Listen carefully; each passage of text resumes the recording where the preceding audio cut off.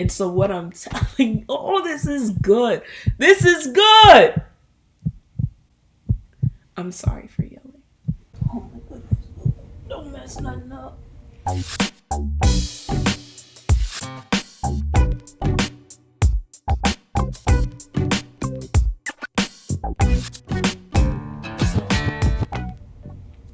Hello, beautiful people. Welcome back to another episode of Emerald Says. I am so grateful to have you here. The fact that you are listening is really insane.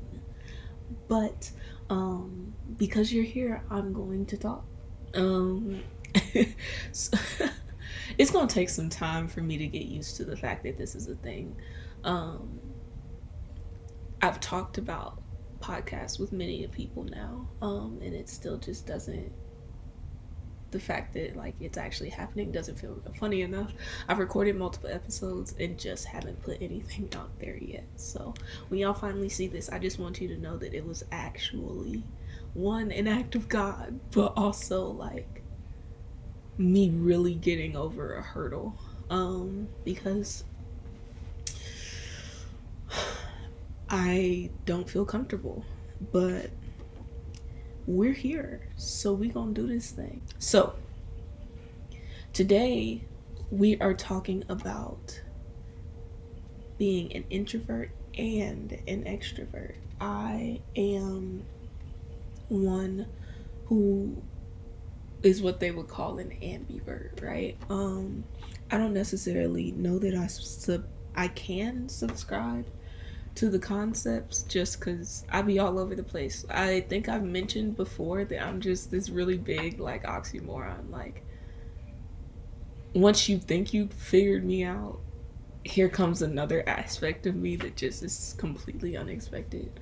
And my friend, like my best friend of 10 years, she's just like, why don't I know you yet? Like, and I be getting it, like, yeah, because I'm still learning me.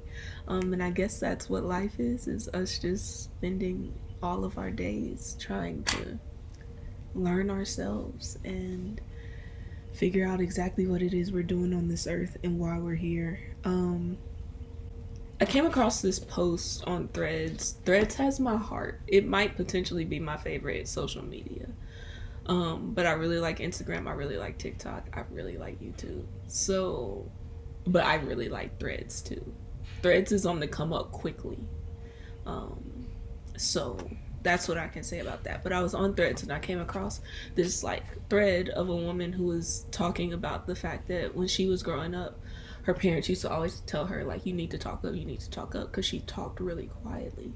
And so she spent a lot of time like adjusting the way she spoke to accommodate to what people thought she should sound like. And now she's a hospice nurse, and someone recently, a family that she was like working with, thanked her for her soft voice, because a lot of other nurses come in and are very like loud and aggressive and intense, and her soft tone actually was very welcoming and comforting in a really really harsh and like difficult time for them. So and so I just thought that was a really really really cool story, and I think I can relate, because I think my parents allowed me to be myself in certain ways. So one of those ways is I was really shy, and I came off like as a really mean like little kid, like under 5. I came off as really mean, because I would not talk to people. I think it's just that I've always been a very stoic person. Like typically when you see me, if I am by myself, I am not like trying to look personable. I'm not out here like, hey guys, what's up? Like I don't look welcoming. I don't know another term, so someone please give me another term for RBF, but that's what I have. So, um, yeah. And if you don't know, it's okay. That just means that I had a like very straight face, don't mess with me, don't come up and talk to me type of thing. And like that has come across in multiple areas of life. So um as I grew up, went to like middle school, stuff like that, like I always had friends, but it was always only like one or two. Like I was not a popular person, I was not a social person. I knew somebody. So like middle school literally had, I think, like three friends. um Fast forward to high school, and all of a sudden, not all of a sudden, the all of a sudden happened senior year, but in high school, slowly but surely, I got to know a lot of people in a lot of circles. And that was predominantly because I was in sports. And so, I was in sports, a lot of people participate in sports, a lot of different types of people participate in sports. So it was like I was an athlete, but I was also super smart. And so, I was in like the advanced classes, so I knew all this different variants of smart kids, but then at the same time, I knew all the different variants of athletes, and that can almost encompass a majority of your demographic of people. And then prior to that, like, so middle school, I was like one of the outcasts, like I was one of the weirdos. And so I already knew like your band and theater kids who don't participate in sports. So, um, yeah, by the time I got to high school, I probably knew somebody from every circle and they probably knew me. I quickly became very, very, very, very, very popular.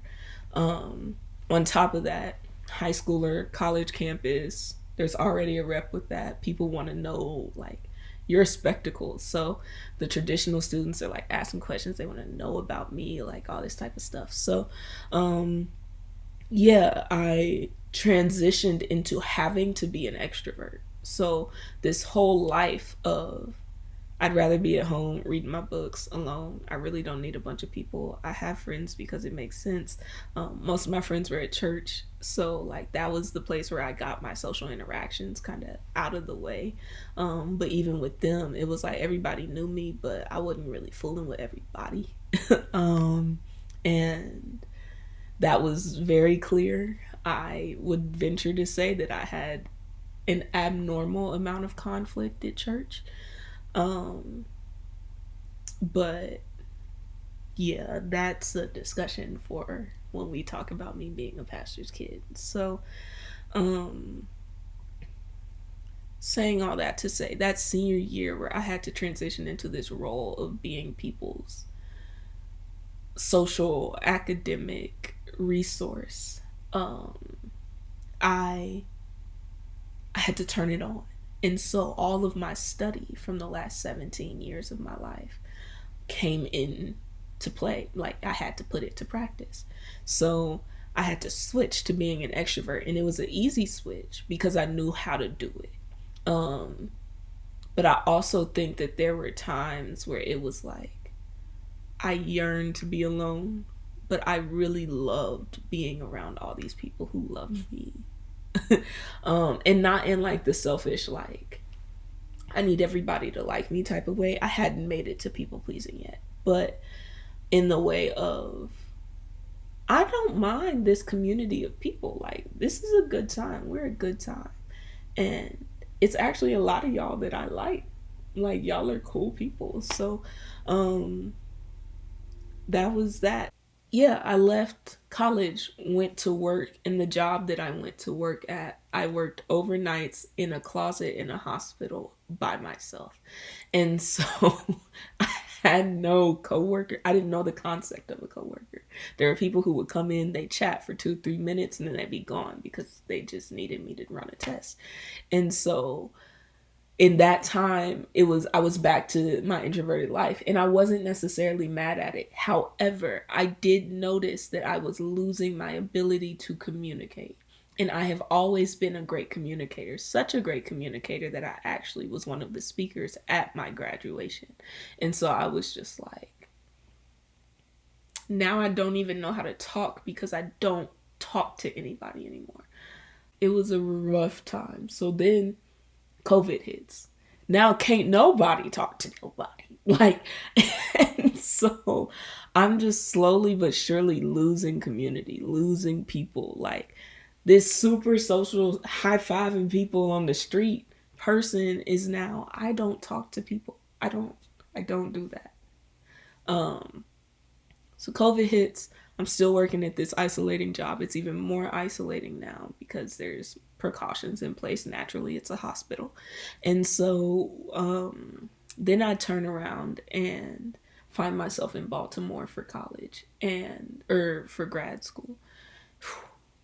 So in that time, I still was very secluded, but I think in that time it was very intentional. I think God did it on purpose.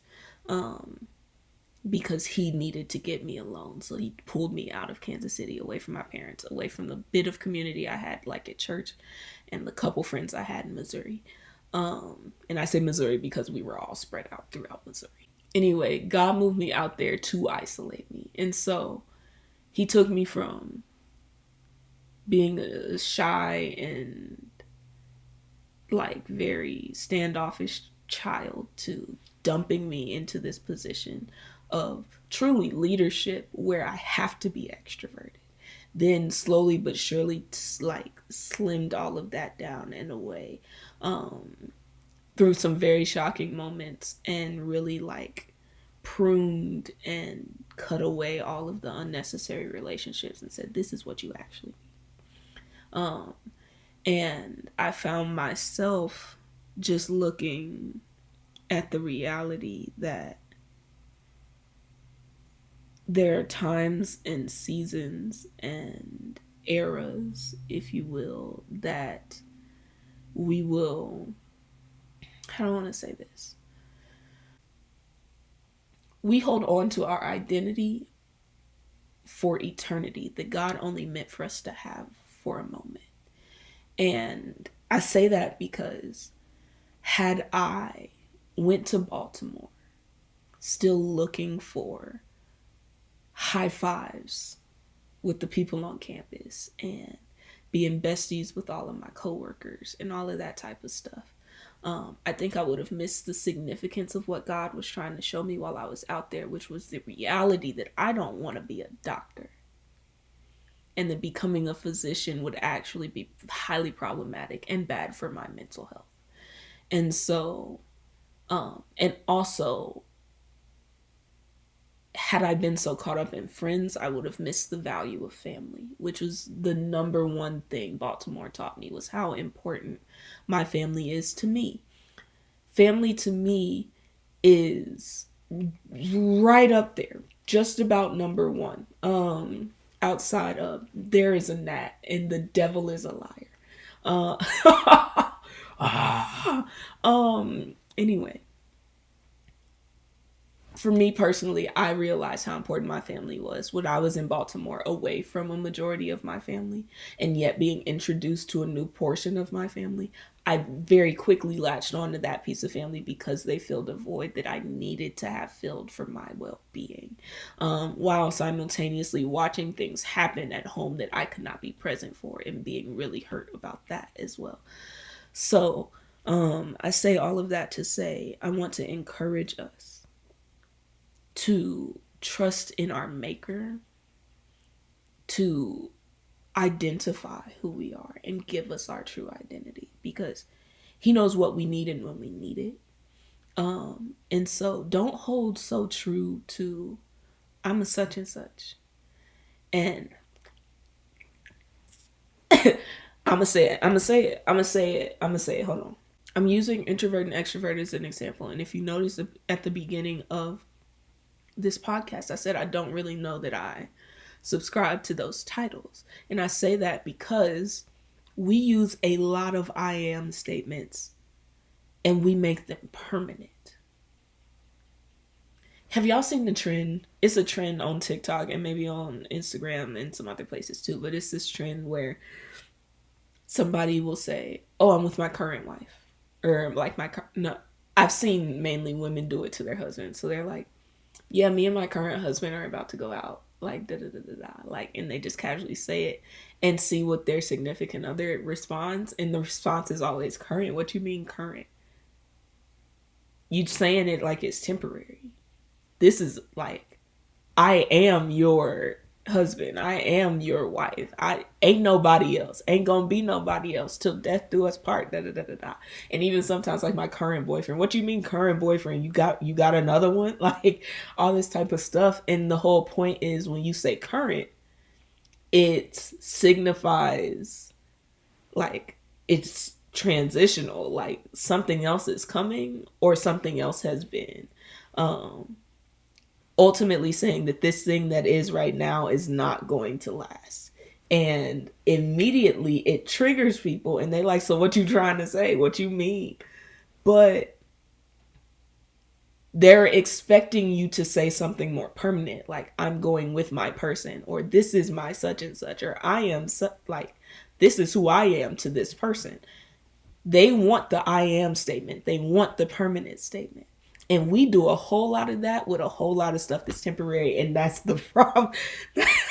Oh, I'm about to get excited. That's the problem, right? We hold a lot of things like they're permanent. Meanwhile, God is trying to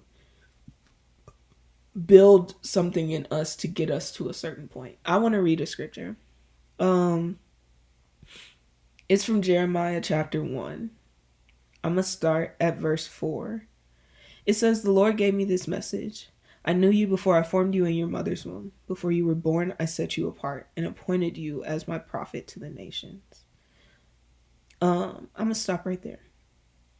I knew you before I formed you in your mother's womb. Before you were born, I set you apart and appointed you as a prophet. So, what God is saying here is, I've always planned for you to be a prophet. And I have planned this out before I even put you in your mama's womb. I knew that this would be the case. And so when Jeremiah goes on to talk about, Lord, I can't speak for you. I'm too young. God replies and says, don't say that. Don't say I'm too young. You must go wherever I send you and say whatever I tell you. And don't be afraid of the people. I'll be with you and will protect you. I, the Lord, have spoken. Like, God is essentially saying, I have already given you an identity. So now you talking about this age, something very temporary, has nothing to do with the long-term identity that I placed in you before I put you on this earth.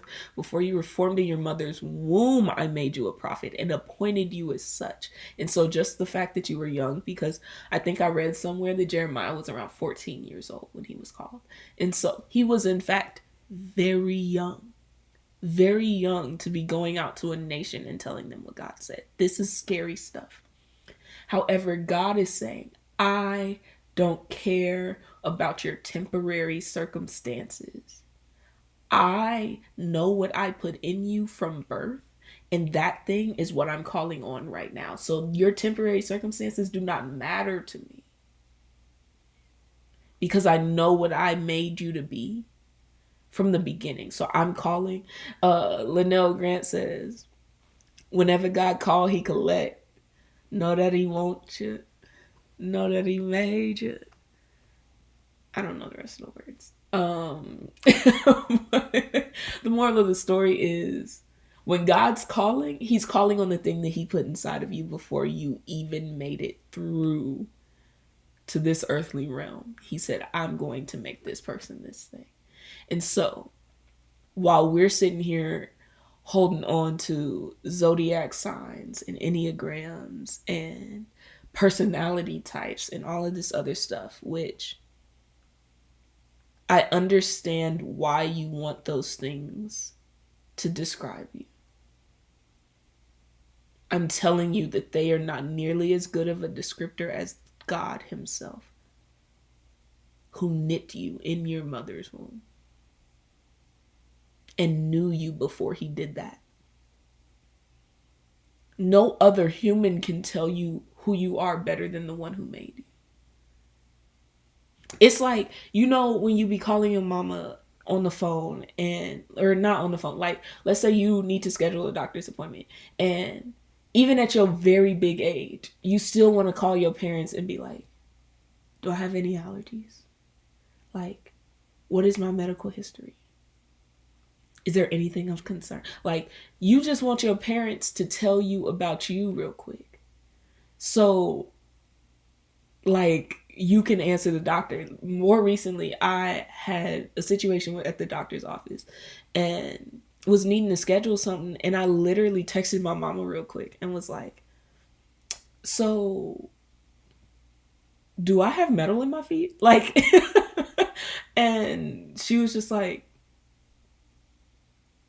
I think so. Like, that would make sense. And I was like, I'm gonna go with what my mama said, because my mama knows me and she knows more about that situation than I do, even though it happened to me. And so what I'm telling, oh, this is good. This is good. I'm sorry for yelling. What I'm trying to tell you is that your Father in heaven knows more about what has happened to you and what makes you you than you do. Call him. Do not call a horoscope. Do not call an Enneagram test, a Myers-Briggs test, the little animal test to tell you your leadership style. Do not call on Chat GPT. Do not call on all of the different organizations that you're a part of to tell you who you are. Your word will tell you who you are. And I know that's controversial. I know it's controversial. But this is going to be your best bet on having a true understanding of your identity. Because the rest of this stuff is just temporary. God told Jeremiah, you're not too young. Don't ever say that. Don't come in my face talking that stupid stuff. You are not too young. Don't say it again. I made you a prophet, so speak. And so the same God that told Jeremiah, I knew you before I put you in your mother's womb, shut up with that foolishness, is the same God that's telling us, I don't care that you're introverted, do the podcast.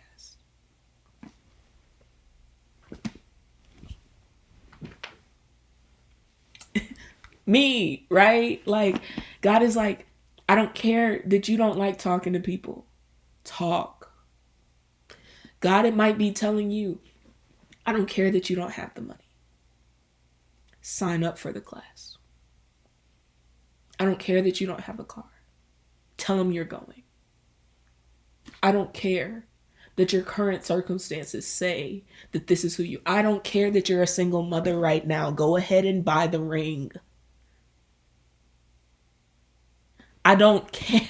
I don't care that you are still addicted to the drugs. Go ahead and sign up to be a substance abuse counselor. He does not care about today's current circumstances. And this is why, because he exists outside of time and place. Y'all, if this is what the podcast is going to be like, we're going to be here longer than 30 minutes. But I need y'all to get that God is not sitting here looking at your circumstances like, maybe they're not who I called them to be.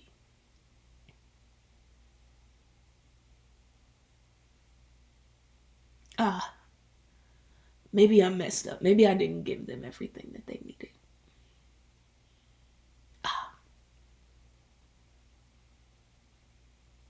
Maybe I'm not God. That's essentially what we're saying.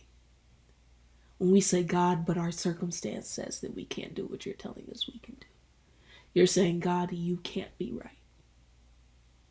God, you can't be true. Check your faith. And for my homies who might be here and don't have it. For the people who are here and are like, I don't even know that I really believe in God for real. Definitely not the God you're talking about. Definitely not this Bible stuff. I want to encourage you to look into, just look at, go Google, ask ChatGPT. I'll let you use ChatGPT for this one. But go ask who does God say that I am? See what it tells you. And I specifically want you, if you can, so this might be a more ChatGPT thing than Google, but Google is AI at this point as well, so Google will probably give you a little something, but ask it from the perspective of God as a father. Maybe that's how we end every episode. I want y'all to go ask ChatGPT something. No, I'm not giving Chat y'all's internet time. We probably shouldn't be using that much AI anyway. But just go ask, or ask a person, who does God the Father say that I am? And see if it's accurate. Some of the stuff you might not remember. The whole point of this podcast, the whole point of this episode, just because it is not a current experience does not mean that it's not true. It just means it is not your current experience. Okay? So look for it.